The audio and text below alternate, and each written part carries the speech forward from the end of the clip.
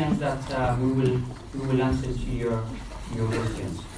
We have an independent chair today, Peter Welsh, who has at the middle of the event, and I'm going to hand it to him for some introduction. Thank you, Jose. Yeah, I'll do that. Good evening, everybody. Thank you, Jose. As Jose has just said, my name's Peter Welsh. I'm your independent facilitator chair for this evening. I work for an organisation called OPM, the Office for Public Management, and we're a specialist independent consultation and engagement agency. We work all over the country across a range of projects. We've done many projects in health and social care, and also other things such as HS2, the faster speed rail link up to Birmingham, runway consultations for Heathrow and various things like that. So it's a great pleasure to be here with you all in Southend this evening. I'm very pleased to see so many of you come out to discuss this very important question this evening. So, as you rightly said, Madam, a few points of housekeeping. I would ask, out of respect for everybody here and yourselves, that you turn your mobiles either off or to silent, please. We're happy for you to take any photographs or film. All I can ask is that if you are going to film, is that you just respect people around you. Perhaps don't block their line of sight or visual marks you are filming. So if you do feel like that you'd like to film, we ask you to do that discreetly, please. In terms of other practical things, there are no fire drills expected for this evening. So if there is a fire alarm, we've got fire exits over here, here, and here, which are all clearly indicated. If you need to use the toilet, we've got toilets over here, and there's teas and coffees around for you there. The format of this evening, and if you've been before, you'll be very familiar to you, but I hope there are new people along this evening as well, is fairly straightforward. The weighting of the time that we're going to spend tonight is much more towards you. It's set up so that you have the opportunity to speak, to ask your questions, and to have the discussion with the range of panellists and also other people around the room who may be subject matter experts in particular questions that you might have. What we're going to do is we're going to begin with a fairly short but informative presentation about the plans that will refresh you if you've read the consultation documents and maybe just remind you of some of the issues that you wish to discuss this evening. In a method that I use a lot and works very effectively, we're then going to encourage you to have a short break where we would like you to think about the questions that you'd like to address this evening. To make the time as effectively used as possible this evening, we'd like you to write your questions down so that we can, with the assistance of various helpers around the room, collate those and pick out some of the more pertinent ones that fit under, for example, key themes. And there have been a number of consultation meetings, I believe 12 or 13 have taken place already, so there are already key themes emerging that we know.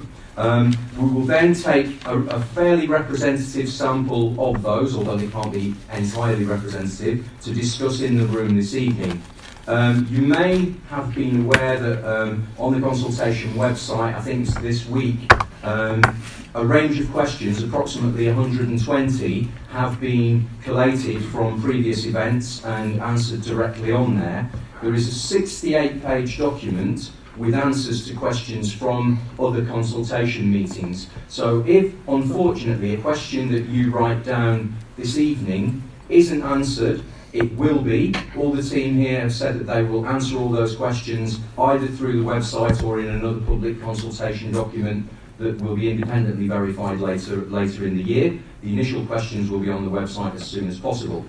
In order for us to understand better those questions and that you can have answers directed back to you, if you like, we would encourage you to put your name and any appropriate contact details on there, or if you wish your questions to remain anonymous, that's also entirely up to you.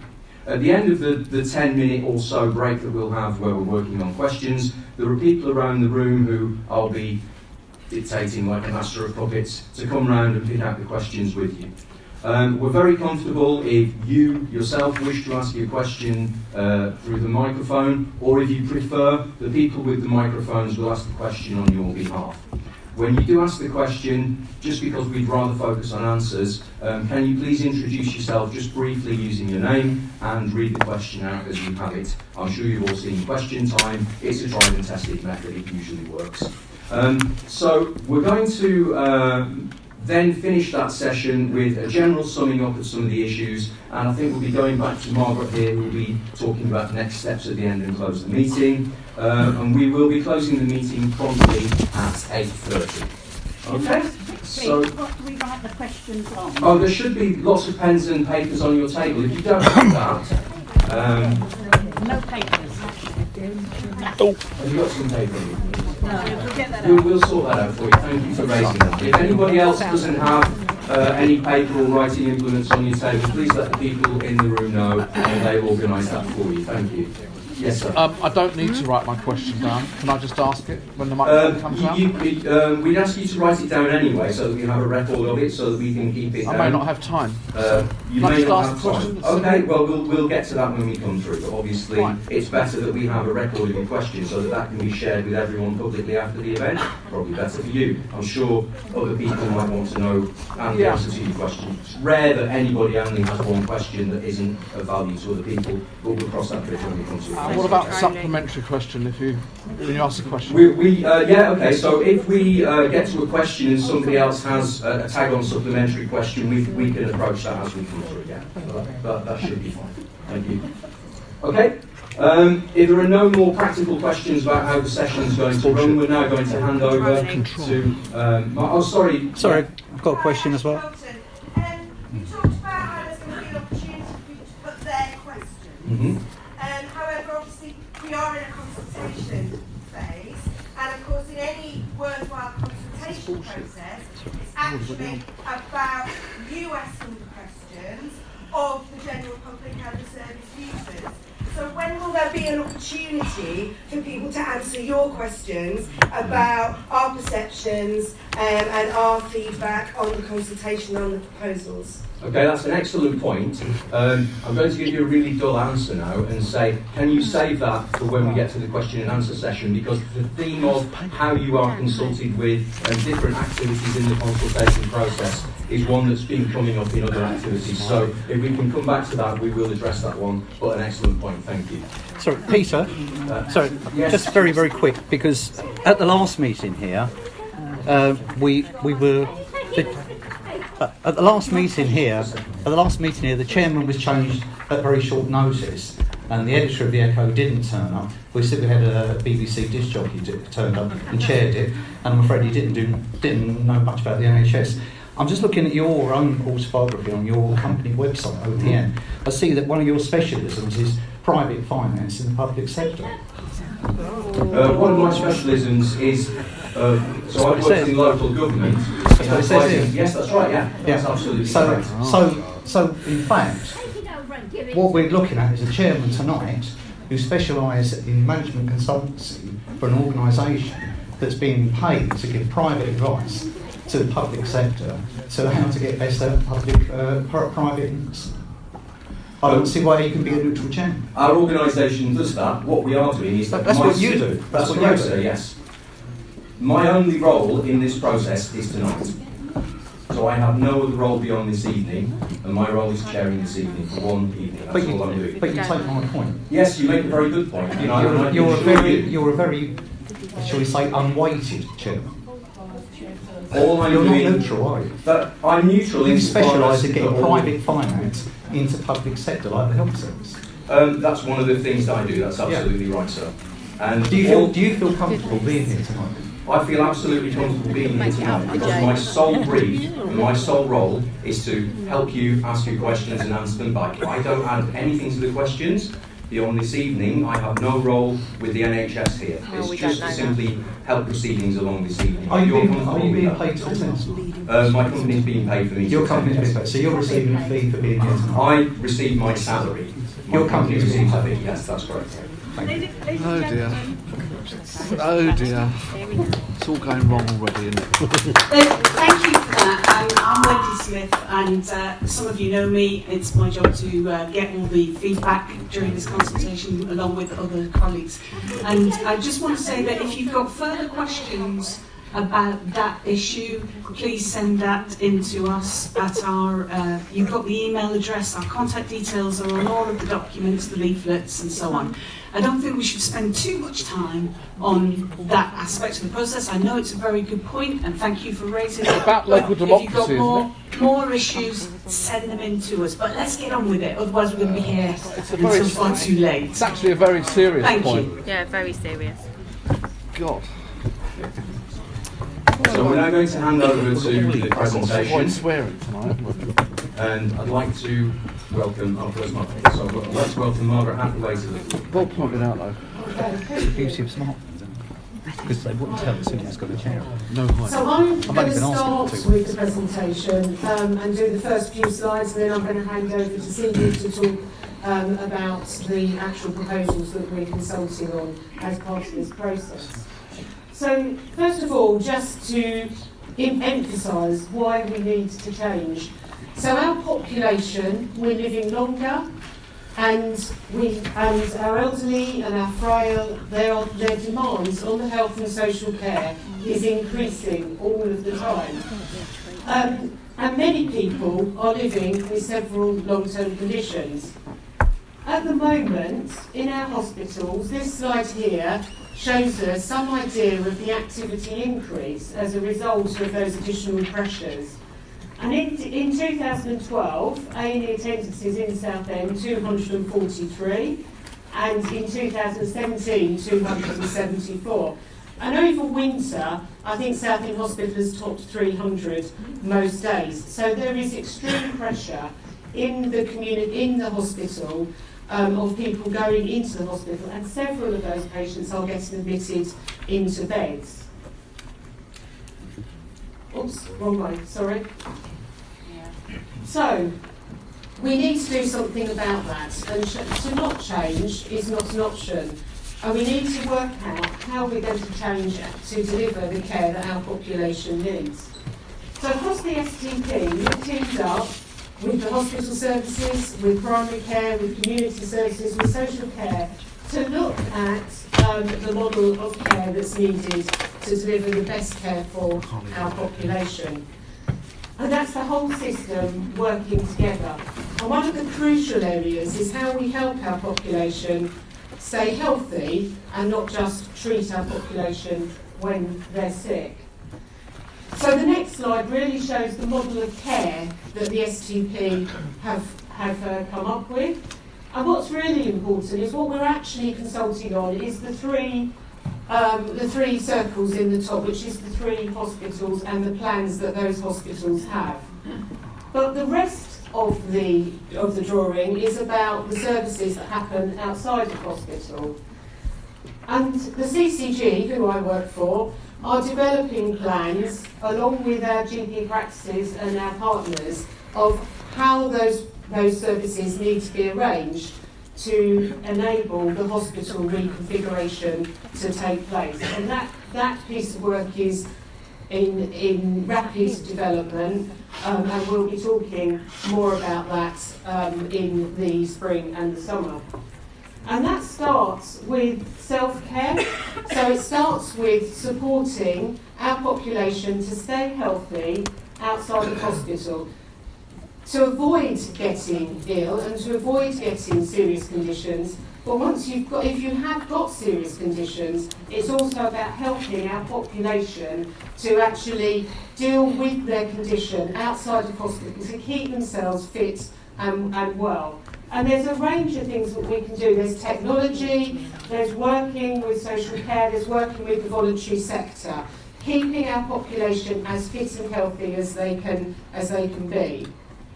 We then move around to general practice, and this is GP services. At the moment, we have a very medical dominant service. It's a GP service. We have new roles in primary care. We've got a lot more nurses and pharmacists working in primary care, but we want to increase that range of professionals. We haven't got enough GPs. There's a shortage of GPs. We struggle to recruit GPs. And actually, we need to use that GP time better for those people that really need to see the GP. And there are a range of professionals that can work in general practice that can deal with a lot of the issues that walk through the door of a GP service. So that's general practice. And then the third part of it is the light blue area, which is community care. So that's health visitors, district nurses, mental health specialists, all of those services, which also need to be wrapped around primary care, so that you have one out-of-hospital team keeping people fit and well, with a really good acute service in the 3 hospitals, so that when people need that care, they can go into hospital, receive the care they need. When they're ready to be discharged, they can come back into the community service and be supported in the community and in their own home. So that's my bit of the presentation done, just to talk through that model, and I'm now going to hand over to Celia. Thank you very much, Margaret. So, moving on then to focus on the acute reconfiguration, which is the part that we are consulting on. You should be very familiar with the picture that we're describing of difficulties at the front doors of the hospital, with too many patients arriving at any one time, and difficulties at times in terms of discharging patients. Also, we have 3 similar hospitals in terms of a spread of expertise across the 3 sites. And that means that we've got small teams in some areas and difficulties in terms of providing a 7-day service in a consistent manner. And we know that's really important in terms of patient outcomes. Unfortunately, we don't always achieve the highest standards. We've got excellence in our patch in many areas, but it's not uniform. And all of our staff want to be able to improve the level of care to our patients. Similarly, do we make the most of the staff that we do employ? And there's probably a challenge to us that at times we don't. We are pretty effective at recruitment, but we often have difficulties in retaining some key groups of staff, and we need to explore the reasons for that. And we would believe that by working together across these pathways of care, the opportunity for staff development, be that through skill development, educational development, academic achievement, is much more likely, will mean we will keep people in our locality. And then coming back to the 5th principle around this, echoing what Margaret says, hospital cannot be the default option for every aspect of care. There is inevitability about that at the moment around emergency presentations. We need to work with our colleagues in primary care to stop doing some of the stuff in hospital that happens now and make sure that that can happen in other environments within the community or even within the home in terms of the use of new technology. So we've got 5 principles. You should be familiar with this, but it's really important to emphasise these. And the first of that is that the majority of care will remain local. This is not about mass movements of patients across our 3 hospitals. And each hospital will have a 24 hours a day, 7 days a week, consultant-delivered emergency department. And in fact, our plans describe an augmentation to that emergency department with the development of GP streaming, working with other professionals from the community services and social services, and indeed bringing the rest of the hospital to the front of the hospital so that we have ambulatory services supported through our surgical, medical, frailty, orthopaedic, paediatric colleagues. So more expertise is brought to the front door of the hospital. But I've described that we've got a number of services that are spread across the 3 hospitals, and we believe, our clinicians believe, and I'm going to introduce Gary shortly, who's one of our renal consultants. They believe that by consolidating some of the range of their specialties, specifically around inpatient beds, they're much more likely to deliver enhanced patient outcomes. And that is why we're here. But fundamentally within this, access to those emergency and specialist services will be through your local hospital. That's what, when we went through this process over the last couple of years, through the engagement and the early conversations about the models that we were describing, that was a very strong message that we heard, and we've responded to that strong message. So you will access those specialist and local emergency services through your local hospital. Equally, and it's difficult for me to acknowledge and painful for me to acknowledge, many of you or some of you will have had experience either directly or through friends and family of the planned operations that you expected were cancelled or the dates were changed. We know that happens on a daily basis. It's happened this winter as it happened across other winters, and none of us like that. It's not a service that we're proud of delivering. It's a lousy experience for patients and carers, and it's a lousy experience for our staff in that they come to work with an expectation of doing something, and then they're able to do it because emergency patients are in our beds or in our theatres or in our critical care facilities. And then the fifth tenet comes back to let's deliver more care away from the hospital. And that's part of the evolution and the development of medicine over the last X number of years. So we now know, I use the example, that if you had a cholecystectomy, your gallbladder removed 20 years ago, you probably were in hospital for 5 to 7 days recovering from that open operation. If you have a gallbladder out now, very likely it will be done through a keyhole technique. You might only be in hospital for 1 day, not even an overnight stay, but you will be supported afterwards in terms of your pain relief and your recovery at home. And that sort of change from inpatient stays to day case procedures, from day case procedures to outpatient procedures, and outpatients being delivered within the community is the direction of travel that we wish to move. I'm not going to take questions during the presentation. So, some numbers. You heard earlier the figures for Southend in terms of their emergency presentations. That's pretty much seen across the 3 hospitals. So currently, in fact those figures for winter are higher, about 960 patients a day turn up for an emergency with an emergency presentation, of which around a third on average are admitted. So approximately 300 patients a day are admitted to our 3 hospitals with an emergency presentation. Our clinicians, having worked through a number of key pathways, are now saying, in terms of looking at the first couple of numbers, that we think on average, on a daily basis, 15 of those 300 patients would have that emergency part of their care delivered in a different hospital to that which they presented. Okay. If we look at that for planned care, we've got a similar diagram, but a different scale of numbers. Planned care is obviously outpatients, imaging, blood tests, day cases, and planned operations. It's a much higher number, 3,300 on a daily basis across our 3 hospitals, of which 380 are planned inpatient operations. And again, our clinicians working together across the pathways described in the consultation think on average that's about 14 patients a day who will have their operation in a different hospital from where it's currently delivered. So these are big numbers, but then actually coming to a small number of patients who are affected by these changes, and I'll come back to some of the detail around the transport in a moment. So, 3 slides now, looking at the distribution of services across the 3 hospitals. 3 very similar slides. On the left, you've got all the services that are unchanged, continue to be delivered. And you'll see the top part is the same across the 3 hospitals. So, emergency services, ED as I described to you, maternity services, critical care or intensive care, short stay, children's care, paediatric care, care for elderly patients, day case operations and treatments, tests, scans and outpatients. That's the same for all 3 hospitals, they stay local. And for Southend, in terms of its already developed excellence in radiotherapy and oncology services, we build around that excellence, and that becomes the link site for the 3 hospitals.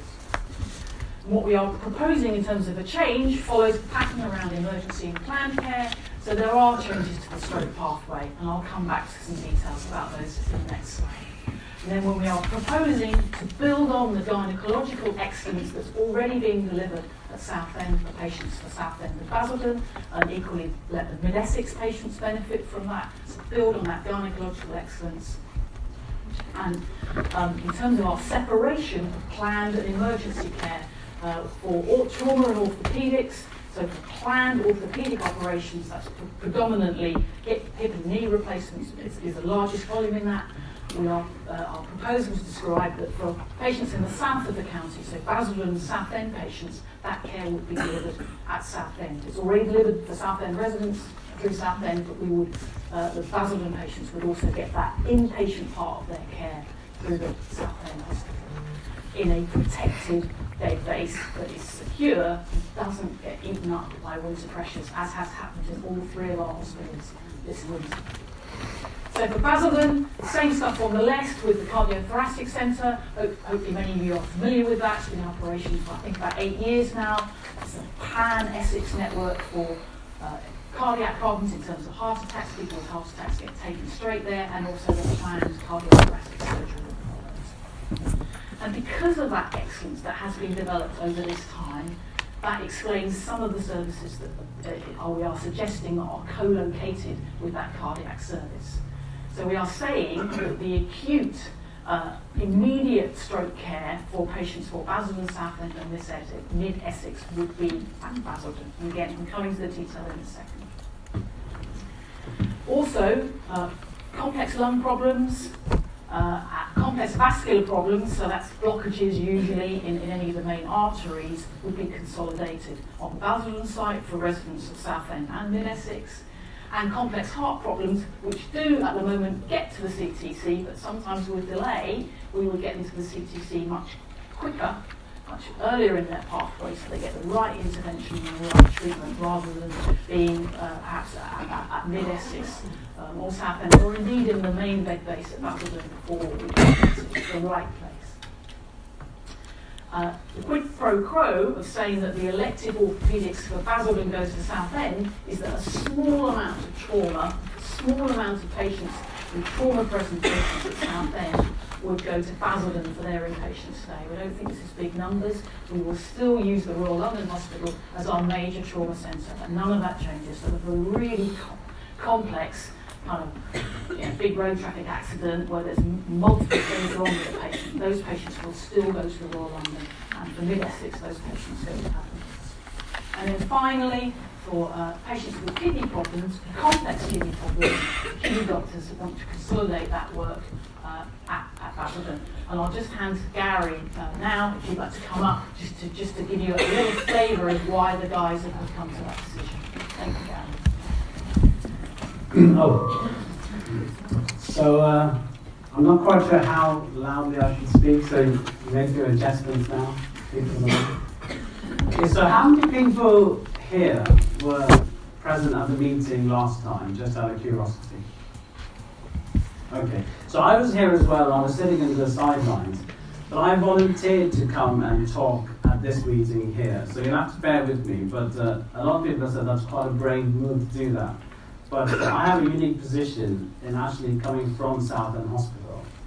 So I thought it was important to share that perspective with you guys here today. So my name's Gary. I'm one of the renal consultants at Southend Hospital. I came to work here 6 years ago from kind of North Thames, London. And it was at the end of our training, where we kind of just do a bit of medicine, finish up and go back into London. But actually I chose to stay here, in part because I really enjoyed working here with the staff and the patients here. And in renal medicine, we form a lot of links with our patients, we form relationships. And actually, it's quite a good hospital to work in. So you may ask why I've taken on this role of leading the change as part of the STP or Sustainability Programme. Well, let me tell you, over the last 18 months, essentially we've lost the entire renal department of consultants. 4 consultants have left this hospital. So I and the remaining of those original consultants, we currently have 2 appointed here and 2 locum doctors. Now I know we have our financial officer here today, and he'll tell you that one of the biggest spends in the NHS now is locum doctors. That loss of staff is not just at consultant level. That is happening at every level, from nursing staff, and we have trouble providing the service that we want to provide for our patients, coming down to even arranging for dialysis treatment. Now that loss of consultants, one of the factors I think that really gets to people is this inability to give the service that we feel that patients deserve. So that's very frustrating as a clinician. So when we have patients where we want to plan for elective operations and that gets cancelled, and that elective operations becomes an emergency scenario, that's not ideal. Okay, and that's happened over the last 3 months. We can get numbers and things, but that's happening right now. Okay, I was hoping that some patients could come along kind of tell me that this is happening. And if we need a patient that needs to come in as an emergency, we're having to kind of make plans with the admissions people, because it is a case of it's either your patient or the patient A&E. And those are choices that actually we don't feel that we should be making. So that's why it's important that we look to kind of what's happening for the future. So what we're proposing, is there a slide set I need to have a look at? Obviously it wasn't important enough to have my slides showing up. The reason that we're proposing an acute ward at Basildon, what I showed you in the slides if it was there, is because that we need, across the region, all the consultants feel that we have to consolidate our services. We are unique in this region that we're one of the hospitals that provides renal service at all 3 hospitals. But that is different to what happens in the country. When I graduated, we had a thing called the National Service Framework, which I think most of the clinicians should be aware of. And that actually said that we have to consolidate renal services, because the demand for renal patients needing dialysis is increasing, and the future is only going one way. So that's what we propose. If you are unwell and you are a renal patient, be it a dialysis or you need dialysis or a transplant care of some sort, you will go to Basildon for your care. Now that shouldn't be too foreign to people here, because actually, like Senior said, if you have a heart attack, your ambulance will not take you to a local hospital. It will take you to Basildon. And we know that actually that's because you turn out better than if that had happened 20 years ago and you had turned up to Basildon and the on-call doctor was looking after your care, as opposed to the cardiologist who will open up that blockage right away. So that's similar to what we propose for renal. And the CTC at Basildon, it's great. It's got really good clinicians. It attracts the best trainees. It is the most active centre, one of the most active in the UK. And actually it does some exceptional research. It's out punching above its weight, comparable to some centres in London. And that is kind of what we want for renal, but I'm after for renal as well. I'm trying to get good people here, good trainees here, and we can do more.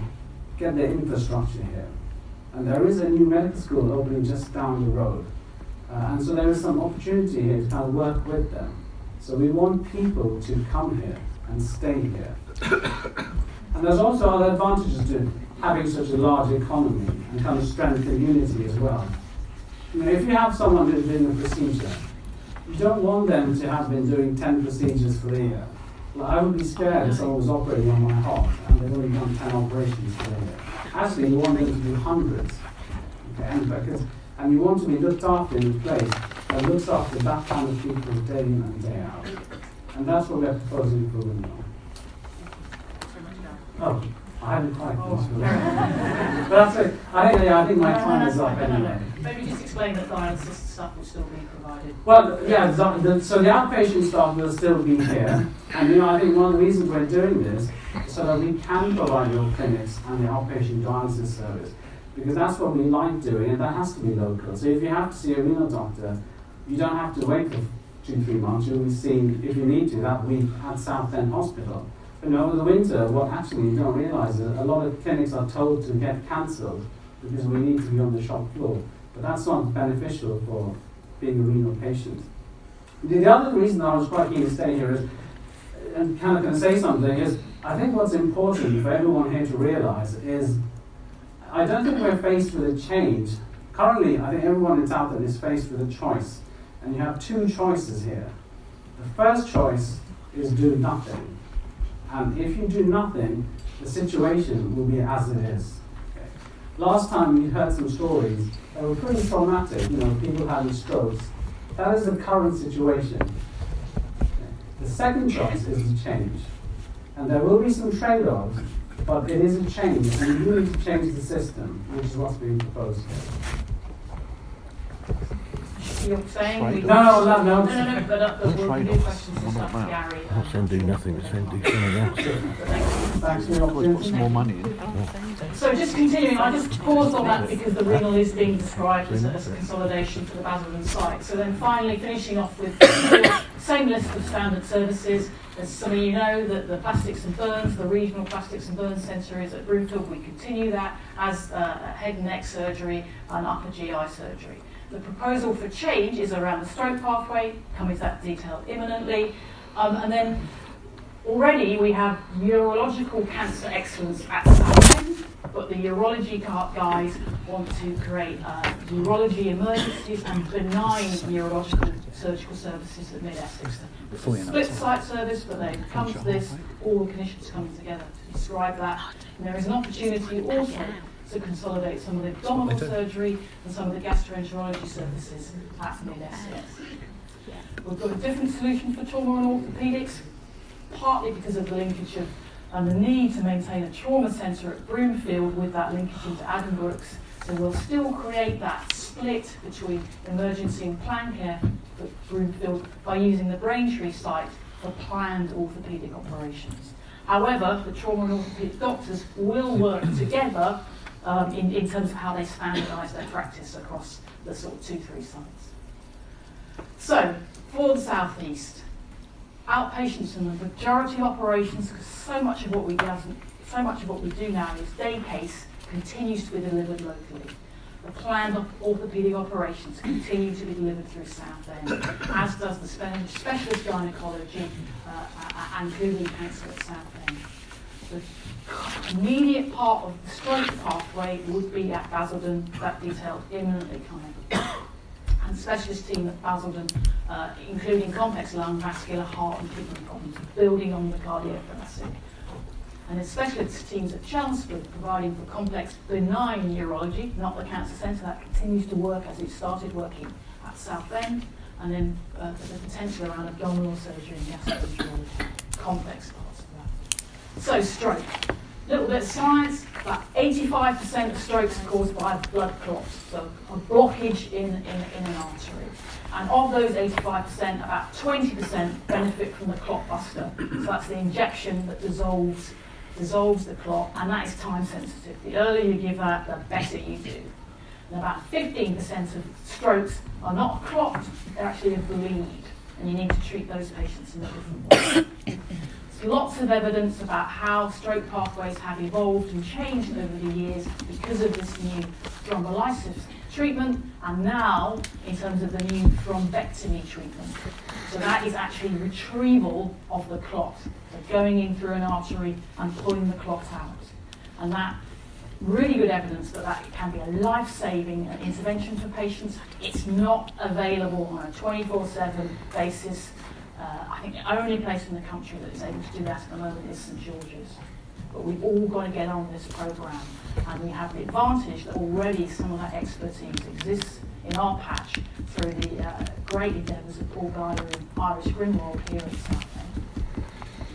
So, the plan, and this is the stroke consultants working together and the wider stroke team, have come up with that if you are suspected of having a stroke, either you work it out or the ambulance guys work it out, you are taken to your local hospital where you are assessed by having a specialist scan and by seeing the relevant people with the stroke expertise. If you benefit from thrombolysis, the clot buster, you have it there and then.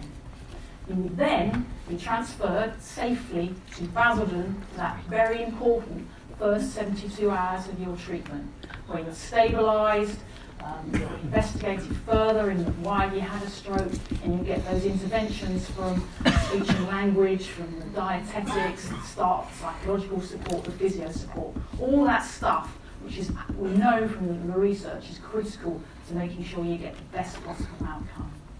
Currently, we provide that expertise across 3 sites. We don't have the right staffing numbers to maintain that. We have money for 14 or 15 stroke consultants across our 3 sites. We have 7 substantive consultants in post. The rest are local, similar to what Gary has described about Greenway.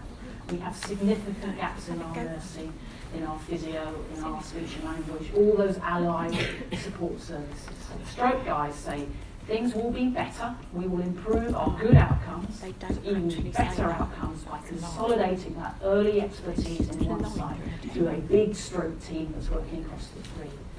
After that first 72 hours, you may be well enough that you can go home. You may require further hospitalisation, which will be back to your local hospital, or you may be able to be treated within the community and rehabilitate through that. So that's the proposal.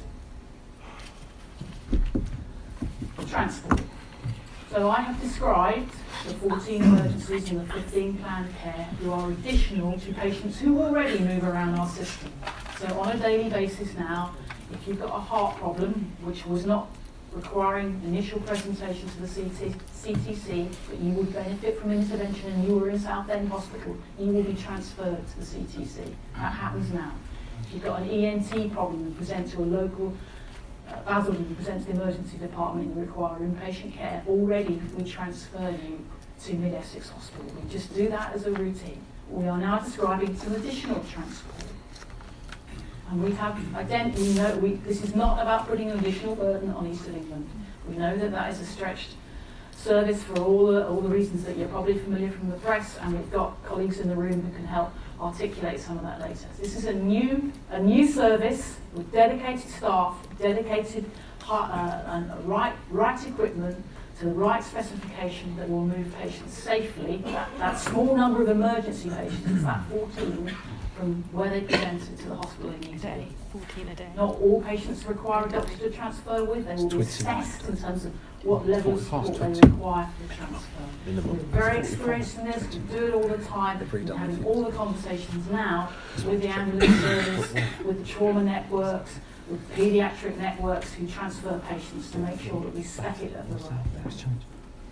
Equally, we recognise that if we are saying for these small numbers of patients from emergency pathways and then the planned care pathways, that it's really important that relatives and carers can visit, support people during that short inpatient stay where they are perhaps further away from home than normal. So we recognise that we need to augment the public transport networks at the moment, which don't easily serve in navigating across the 3 hospitals. And that is one of the really key parts of the consultation we want your views on. We're very open to suggestions about how that should work. Is that pick up from the hospital? Is that pick up from key points in the community? Is that the use of taxis? Is that the use of community partners? Whatever it is that makes it effective and efficient for carers for those inpatient stays to be able to visit their loved ones. So, we have managed to obtain some investment, capital investment. Capital investment buys things, it buys kit, it buys refurbishment, it's not paying for people. So we have been, £118 million has been identified. This was announced in the Chancellor's autumn statement. This will allow us to open about 50 extra beds, pretty much split between Mid-Essex and Southend in terms of an additional bed base. If we did nothing through our plans, we think we would require probably about 200 beds. So all our changes are trying to make sure we use our money more effectively, but we recognise we will need to increase our numbers of beds. It also allows changes to operating theatres, and importantly, technology to support our hospitals, 3 separate hospitals working as one hospital.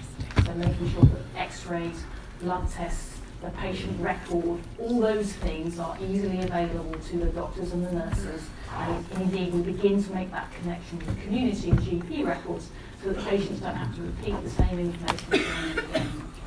And there's specifically 28 million identified in that 118 to help support those sorts of things. And you can see how the money is split, with Southend getting a greater share of the capital investment because of the estate and the condition of the estate is here.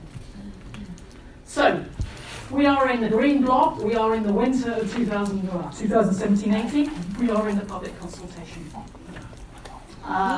We have agreed, because of the timings of the meetings and in fact snow from last week, which meant we had to cancel some meetings, that the consultation period in the sense of responding to the consultation has been extended to the 23rd of March. The last public meetings are just before the rearranged. But we've agreed that let's give people a chance to properly respond to the consultation. That's been extended to the 23rd. There is then a bit of a gap in the process because then the evidence, all the stuff that's come in through the consultation and the public part of this is just one way in which we're getting feedback. So this is, there's lots of other ways as well. That's all collated by an independent team and then presented to the CCGs, the 5 CCGs, of which Margaret is a representative from 2 of them, who make a decision in the summer. This is not the acute trust decision about whether these changes are progressed or not. This is a CCG decision. And based on that decision, if we are allowed to make some changes, that change can start being planned. I think. Right. Finally, I'm going to just mention,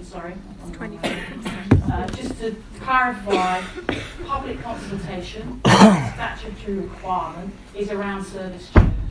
We are saying that some services which are currently at this site will go to that site. We are required to consult on that. You will have heard in the press that there is, we are beginning the process of exploring whether the three trusts merge or not. So we've been working together in a group since 2016 with some senior appointments working across the three hospitals. We went for an extensive options appraisal exercise in December involving the hospitals and key stakeholders, so the councils, the CCGs, our academic partners, to say, should we continue in this group form, should we go back to three separate organisations, or should we merge? And overwhelmingly that came out in favour of the merge. Southend Council wasn't asked. To do that, we have to get together a strategic case, we have to prove it, and we have to prove it to NHSI and the Competition and Market Authority that this is in patients' best interests. So, we can present a case, other people make the decision on the case. And we are not required to consult on that. And if we are allowed to merge, that would not be before April 19. If we are allowed to merge, that does not mean we can then move services willy-nilly. If we wanted to make further service change, we are still required to work with our CCG colleagues in a consultation. But we do believe that by working as one entity, it will actually make it much easier for us to make some of these really, it will remove much of the bureaucracy and difficulty we have in making service change. So we can have the ideas of how we want to change things, but if you've got to have conversations with three statutory organisations, that's difficult. It should be easier as one. But if we wanted to make further change, we must consult. Thanks, that can merge the CCGs. I'll hand it back to Lee. Okay, thank you very much, Celia. So, as I described earlier, we've only got 10 minutes We don't need 10 for you to arrange your questions. I see we've got some questions over here. If it's immediate to what Celia's just said, can we just wait while we get a microphone for you, sir? Just take it quickly, and then because we'd like to give everybody an opportunity to do all the questions. So, okay. Just say who you are quickly, please. My name's Simon Cross, you know me quite well. What I wanted to know is if this is a consultation process, I'm actually quite interested to know why it is that the representatives from everywhere are people who are, let's say, cautiously interested in exploring this, rather than actually inviting, for instance, the three CCG leads that thought that this was too immature a process to actually go to public consultation. I'm still interested to know why it is that every single thing that is being presented publicly is the cautiously optimistic side of this, instead of the actual downside, which is that this is actually going to be followed by £500 million worth of cuts to local services by 2021, because of the fact that all I'm hearing is positives, even from people that I realistically trust beyond measure, like Gowrie, that they are actually looking at this as something that's worth exploring, rather than actually something that we should be going for. I'm really confused as to why there has been no balance in any of these consultations as yet. And Celia knows that that's all I want, is for them to put some balance into this process, because what they're doing is misinforming the public. Well said. Yeah. Okay, thank you, sir. As I say, we've got limited time, so we'll take that. Well, you've all got your questions to enable. No, I'm saying I said we'd take that, sorry. But we've all got limited time, so can we organise the session so that you get your questions down and we will come down with all these things? Just in terms of that, Simon, I can't obviously speak for these actions in terms of when the PCBC went to the joint committee. I can say that to get to this point, we considered the no change option. We went through that very clear. Let's continue to work as we do. Let's not make changes to our services. And it was very clear to us and to our clinicians that the no change wasn't an option, because we don't have a sustainable workforce and we can't deliver at all times the quality of care that we want to our patients. So the no change isn't an option. I get your frustration with the level of detail that you're being provided with. That's where we are in the process. Okay, and this is, as you've heard from Gary, you've heard from Paul at previous meetings, we've got Emma today as well with us. This has been clinically led. This is clinicians who are experts in their area saying, we think this is a better way to deliver our services for the future. Thank you, Celia. So, lots of people have already written the questions down as they've gone through, so people are going to come through collecting them. So people who've got your hands up, can you give your questions through and give us a few minutes to organise them so we can get back to them?